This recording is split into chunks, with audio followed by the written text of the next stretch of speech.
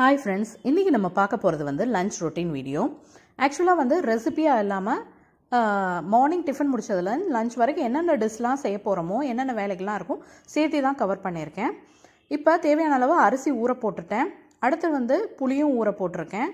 அடுத்து பருப்பை வேக போடுறதுக்காக பருப்பு, மஞ்சத்தூள், விளக்கெண்ணெய் ஆல்ரெடி நம்ம சாம்பார் வீடியோவில் பார்த்துருப்போம். ஸோ அதெல்லாம் போட்டுட்டு தேவையான அளவு தண்ணி ஊற்றி வச்சாச்சு. இப்போ இதெல்லாம் ஓரமாக வச்சிடலாம். இப்போ நான் காய்கறி ஆல்ரெடி கட் பண்ணி வச்சிட்டேன். இன்றைக்கி வந்து பீக்கங்காய், முருங்கைக்காய் போட்டு தான் சாம்பார் வைக்க போகிறோம். பீக்கங்காய் கொஞ்சம் நிறையவே இருந்துச்சு, முருங்கைக்காய் ஒன்று இருந்துச்சு. ஸோ ரெண்டையும் சேர்த்து வச்சிடலாம் அப்படின்னு.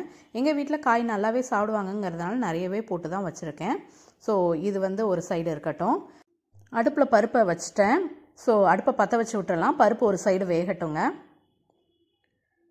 ஸோ இப்போ வந்து பார்த்திங்கன்னா மார்னிங் டிஃபன் மட்டும்தான் முடிஞ்சிருக்கு. சிங்க் ஃபுல்லாக பாத்திரம் நிறைஞ்சிருச்சு. மார்னிங் ஒரு பேட்ச் விளக்கியாச்சு.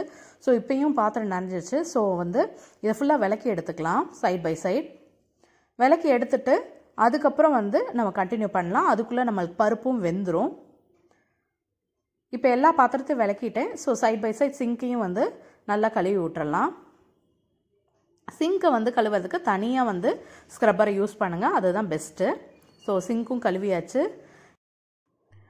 இன்றைக்கி வந்து சாம்பாருக்காக நம்ம வெங்காயம், தக்காளி போட்டு வடச்சட்டில் வதக்கிட்டு இருக்கோம். சைட் பை சைடு வந்து அரிசி ஊறினதுனால குக்கரில் வந்து நான் வச்சு விட்டேன். சரி ரைஸ் வேகட்டும் அப்படிங்கிறதுக்கு. நம்ம வெங்காயம், தக்காளியும் வதங்கிருச்சு, பருப்பும் வெந்துருச்சு. ஸோ பருப்பு தண்ணி ரசத்துக்காக எடுத்துட்டேன். ஆல்ரெடி வந்து புளி தண்ணியையும் தக்காளியும் கரைச்சி வச்சிட்டேன், அதை ஊற்றிட்டேன். அடுத்து உப்பு, அதுக்கப்புறம் பெருங்காயத்தூள், நம்ம தேவையான இன்க்ரீடியன்ஸ் அரைச்சி வச்சுருக்கதையும் சேர்த்திட்டேன். ஆல்ரெடி வந்து பருப்பு ரசம் வீடியோ நம்ம போட்டிருக்கோம், நான் எண்டு கார்டில் கொடுக்குறேன், பார்த்துக்குங்க. இப்போ பருப்பு தண்ணி இருத்த பிறகு நான் இதுலேருந்து முருங்காவை மட்டும் சேர்த்தி கொதிக்க விடுறேன்.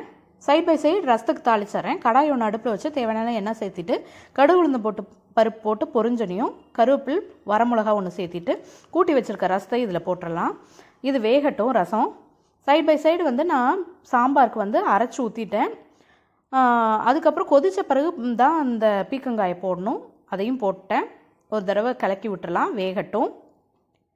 அப்புறம் இன்றைக்கி சைடிஷ்க்கு வந்து பார்த்திங்கன்னா நான் கத்திரிக்காய் பொரியல் தான் பண்ண போகிறேன். நம்ம ஆல்ரெடி நம்ம சேனல்லே வந்து கத்திரிக்காய் பொரியல் வந்து வீடியோவாக இருக்குது, நான் எண்ட் கார்டில் கொடுக்குறேன். ஆல்ரெடி சாம்பாருக்கு என்ன ஸ்டெப் பை ஸ்டெப்பாக வைக்கணுங்கிறது நான் இப்போ தான் ரீசெண்டாக ஒரு வீடியோ போட்டிருந்தேன், அதையும் எண்ட் கார்டில் கொடுக்குறேன், பார்த்துக்கோங்க என்னென்ன போட்டு அரைச்சி ஊற்றணுங்கிறத. இப்போ நம்ம சாம்பார் கொதிச்சிருச்சு. இதுக்கு தாளிச்சும் கொட்டிட்டேங்க, புளி தண்ணியும் ஊற்றிட்டேன். கடைசியாக என்ன பண்ண போகிறோன்னா, இது இன்னும் ஒரு கொதித்த பிறகு நம்ம கொத்தமல்லி தூவி இறக்கிடலாம். சாம்பாரும் ஆல்ரெடி ரெடி ஆயிடுச்சு ஆல்மோஸ்ட். அப்புறம் காயும் வெந்ததுனால இப்போ கவுண்டர் டாப்பை ஃபுல்லாக க்ளீன் பண்ணிவிட்டு அரேஞ்ச் பண்ண வேண்டியதுதான். எடுத்த இன்க்ரீடியன்ஸ் எல்லாம் டப்பாலேருந்து எடுத்தது எல்லாத்தையும் திருப்பியும் ஃப்ரிட்ஜுக்குள்ளேயே கொண்டு போய் வைக்க போகிறேன். ஸோ க்ளீன் பண்ணிக்கலாம் இந்த கவுண்டர் டாப்பை. ஒன் பை ஒன்னாக நம்ம திங்ஸ் எல்லாம் எடுத்துகிட்டு இப்போ காய் ரெடி ஆனதுனால அதையும் கடாயிலேருந்து நான் ஒரு பவுலுக்கு மாற்றிக்கிறேன். இன்றைக்கி கத்திரிக்காய் பொரியல் தான், அதனால் உங்கள்கிட்ட ஏற்கனவே வீடியோவில் காமிச்சிருக்கேன். நம்ம ஷார்ட்ஸ் வீடியோலையும் கத்திரிக்காய் பொரியல் வீடியோ போட்டிருக்கோம், அதே மாதிரி லாங் ஃபார்மேட்லேயும் இருக்குதுங்க.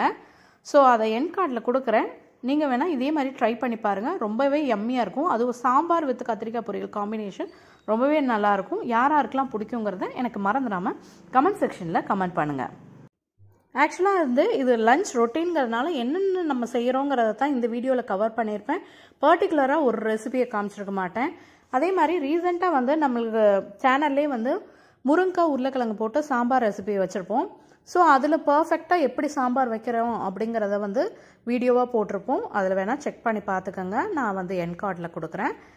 அதுக்கப்புறம் இப்போ வந்து இந்த நம்ம செஞ்சு வச்சுருக்க அதை எல்லாத்தையும் வந்து ஓரமாக செட்டில் பண்ணோம் இல்லையா, அதே மாதிரி கவுண்டர் டாப்பும் கொஞ்சம் மெஸ்ஸியாக இருக்குது. ஸோ வந்து இப்போ நான் ஒரு மைக்ரோ ஃபைபர் கிளாத் வச்சுருக்கேன். ஸோ அதை வச்சு தான் வந்து இதை ஃபுல்லாக க்ளீன் பண்ணிக்கிறேன். இது வந்து எனக்கு பர்ஃபெக்டாக இருக்குங்க, துடைக்கிறதுக்கெலாம் எனக்கு ரொம்பவே யூஸ்ஃபுல்லாக இருக்குது இந்த மைக்ரோ ஃபைபர் கிளாத்தை. ஆக்சுவலாக வந்து இது நான் அமேசானில் தாங்க வாங்கினேன். இதை பற்றின வீடியோ வேணும்னா நான் வந்து கூடிய சீக்கிரம் வந்து அதோட ரிவ்யூ வீடியோவும் போடுறேன். இப்போ நம்ம சாம்பாரும் ரெடி ஆயிடுச்சு. நம்ம வந்து இதை பாத்திரத்தில் மாற்றி வச்சிடலாம்.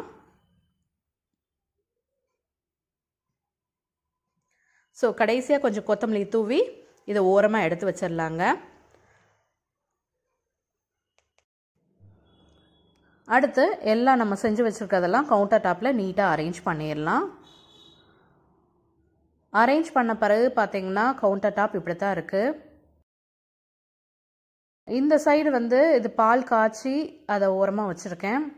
அடுத்து நம்ம லஞ்சுக்காக ரெடி பண்ணி வச்சது தான் ஒயிட் ரைஸ், அப்புறம் சாம்பார், ரசம், கத்திரிக்காய் பொரியல், அப்புறம் தயிர் ஊற்றுனதுங்க.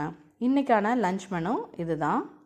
அவ்வளோதாங்க. இந்த வீடியோ இதோட முடிச்சுக்கிறேன். நெக்ஸ்ட் வீடியோவில் பார்க்கலாம். பாய்.